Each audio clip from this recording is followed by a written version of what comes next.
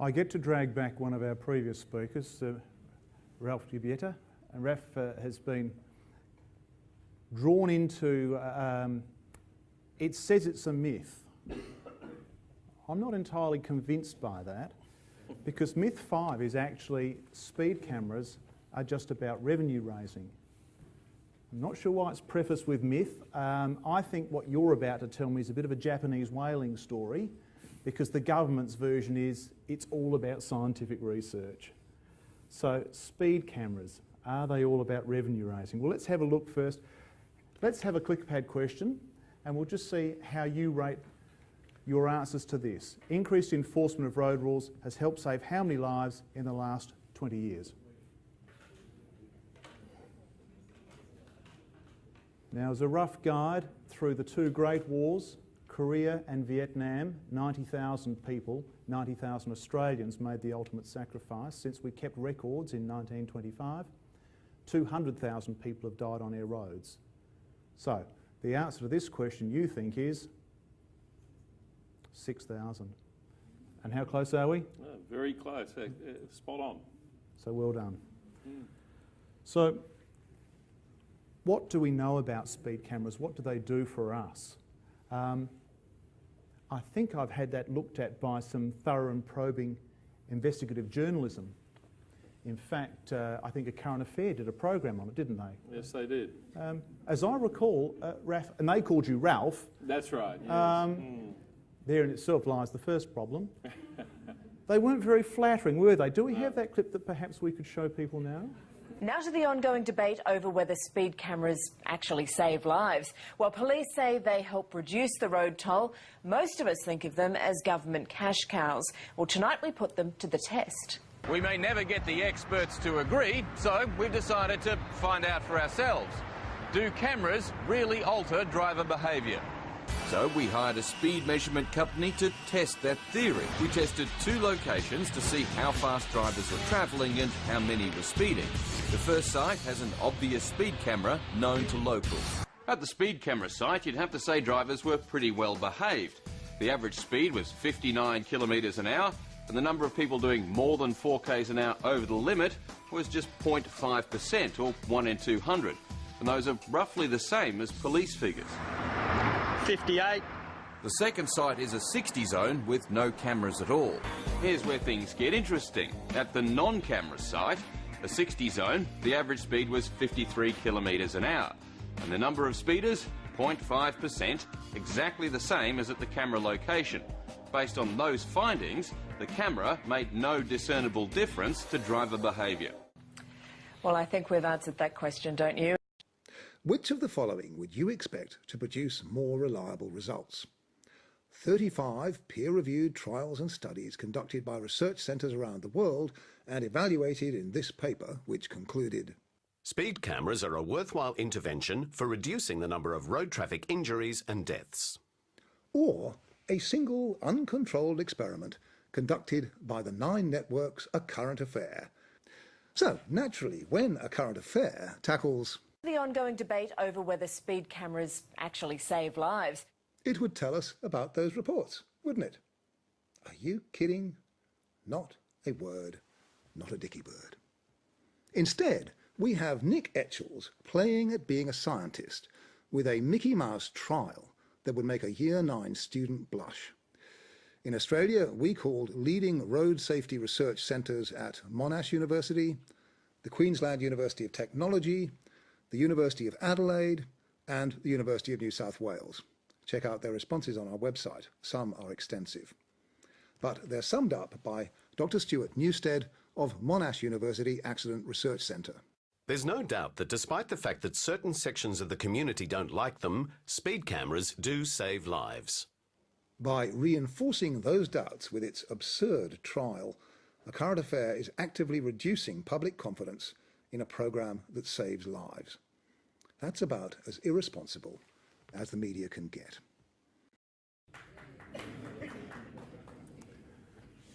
Well, I'm still not convinced. Oh, okay. So, Ralph, what can you tell me about speed cameras and red light cameras? Okay, well, we've heard quite a bit already spoken about it, and you've seen the graphs, the reduction in the pedestrian fatalities, and likewise, there's another graph, and this shows you the red line, where the start of the red line starts to move upward is the number of infringements, and where the tolerance at the peak of, and the blue line are deaths on the Victorian roads. And at the peak of the deaths, which was up around, I think it was about 90,000 odd, the speed tolerance was reduced to 3 kilometres per hour. And of course, infringements went up, they spiked. But then after a while, they started to come down as people got used to the tolerance.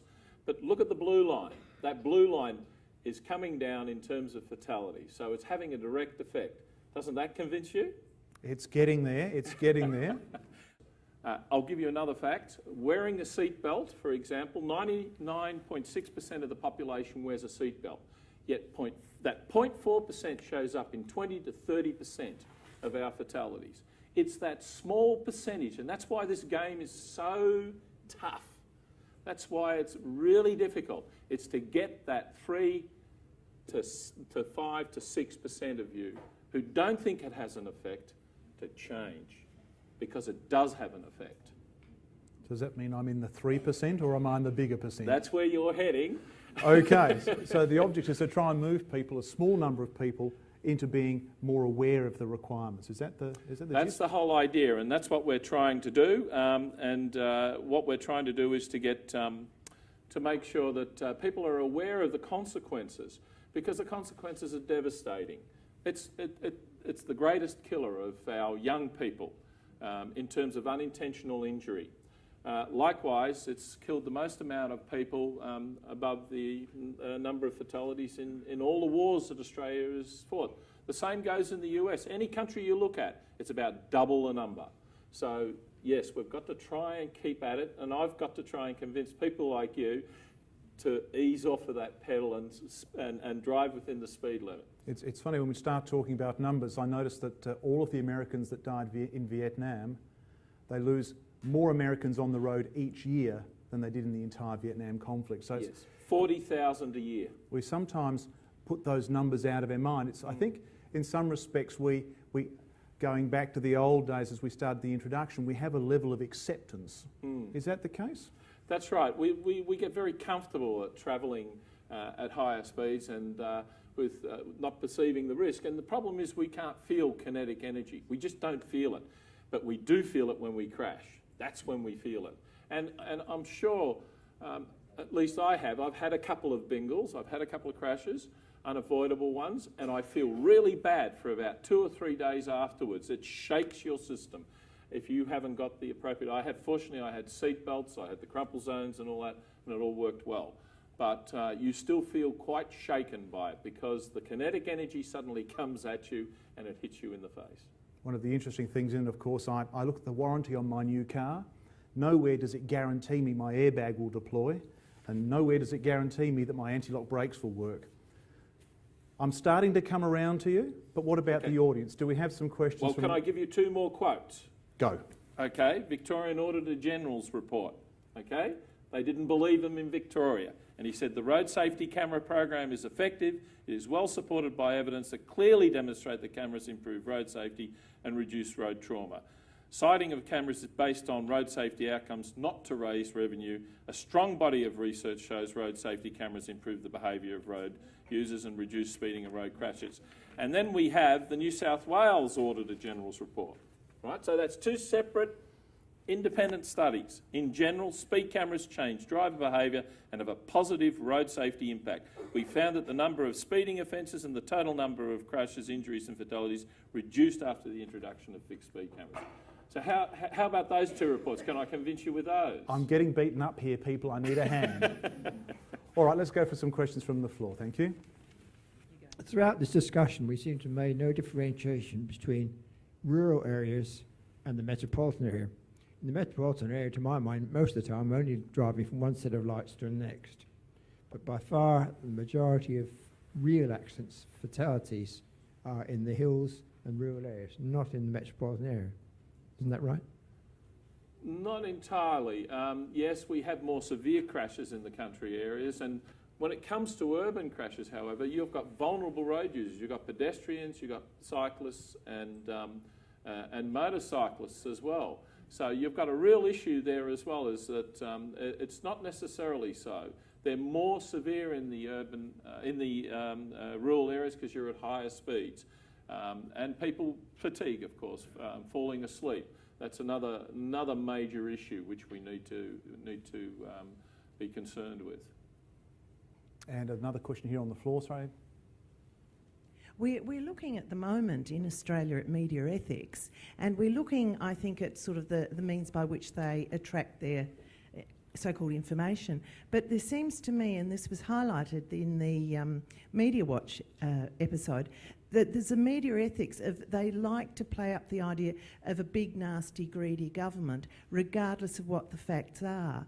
And it seems to me that there's probably, maybe the people who watch Current Affair, how many of them also watch Media Watch would be interesting, so that there is not the alternative. And it seems to me that this is a time where we need to look broader at media ethics and the ethics of the very sort of information, used very loosely, that is in fact presented to people.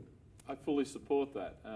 And in fact, the two TV stations seem to be the ones that are sort of trying to move up the controversy. And it's The Current Affair is one, and the other one is Today Tonight. They seem to be the two that really do the damage. And that's why I've been criticised by a number of my co-expert colleagues not to take interviews with either of those two stations, but I do, for the simple reason that you have to actually get across to that 1 million viewers that do watch those programs to try and get across the message. Otherwise, if we just back away from that, then what's going to happen is we're going to wind up with people, you know, really believing the mythology, and we've got to break this myth. All right, I think there's a question at the top here. Yeah, me again. I kind of have two things to say. You're after that 3 to 6%. I noticed that somebody asked a question about reaction time, suggesting that young people have better reaction time and what have you. But statistically, am I not right that the older people, despite the fact that they have slow reaction time, don't tend to have the high-speed accidents? They tend to have more bingles? Am I correct in that? Yes and no. It varies. Yes, of course, there are a lot less older pedestrians being killed, but they are overrepresented in the data in terms of their number of registrations and in terms of kilometres travelled. It's actually sort of like a U-shape. It starts at, well, when you first get your licence, in terms of the number of people being at risk and being killed, and then it goes along up until you start to get above sort of my age, when it starts to go up because your eyes fail. One of the issues is perceiving and being able to notice a car coming or a truck coming at you, or some situation that's occurring in the distance. It's all about eyesight and perceiving and reacting and having the capacity to be able to do that quickly. All right. To make is that I'd kind of like to see another campaign go out there for people, not so much that the driver is the one that tends to get hurt. Am I not right when it's a full car? It tends to be the passengers that are the ones that cop it. And are they a higher fatality rate than the drivers in this high-speed type accidents? Actually, it's the front seat drivers that are at most risk. And that's why we've got the airbags, and the pretensioners tend to focus on the front. The rear-seated passengers tend to be not as exposed to the amount of kinetic energy and crash energy that's coming through. All right. Well, I think we might have to leave it there. So I get to ask the last question. Raf, be honest with me. Speed cameras. Are they all about revenue raising? Absolutely not. They're about safety. Let's see what my friend says. Well, I think we've answered that question, don't you? Yes, I think we have. Ladies and gentlemen, Raf Di Vieta.